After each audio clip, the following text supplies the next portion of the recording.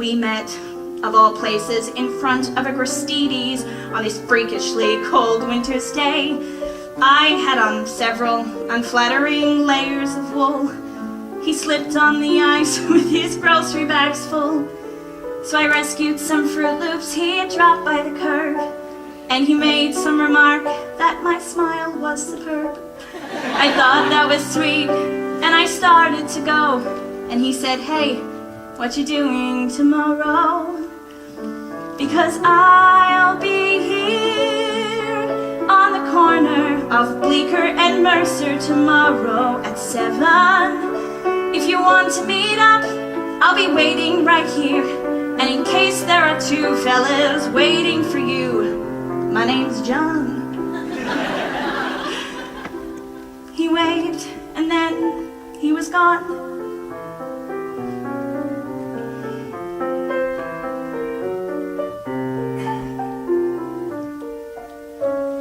So needless to say, I went back there to meet him, mostly to see if he'd show. And there he was out in the cold, with his jacket pulled tight. He took me to dinner and he kissed me goodnight. The next week we went to this terrible play, and the week after that drank hot chocolate all day.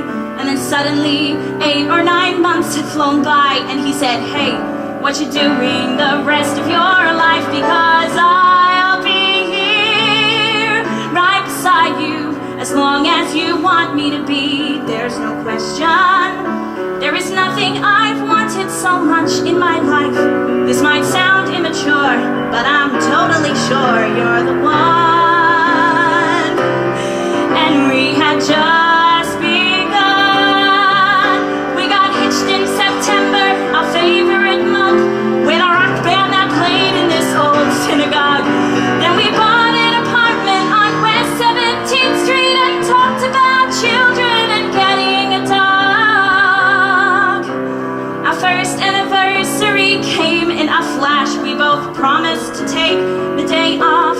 He had to stop into his office that morning, and so I went walking uptown to this bakery I know. When I heard on the street what I thought was a joke, till I noticed the sirens and saw all the smoke. So I'm running back home with this feeling of dread, to the voicemail he left with the last words he said. "I'm sorry, I don't mean to ruin your evening by bringing up all of this stuff. You're probably wondering why I'd even call you tonight. But today, something happened and it spooked me alright. See, I noticed John's Fruit Loops right there on the shelf, and I cried, and I couldn't get hold of myself. And as sure as I breathe, I heard John, clear as day, saying, "Hey, you're allowed to move on. It's okay. Because I'll be here, even if you decide to get rid of my favorite sweater. Even if you go out on my birthday this year, instead of sitting at home, letting all of life's moments pass by. You don't have to cry, because I'll be here when you start going back to the places we went to together. When you take off my ring and you let yourself smile, when you find someone handsome and patient and true, and he says that he wants to be married to you. When you call him one night and he meets you downtown, and you finally answer him yes. Yes, Jason, I will marry you.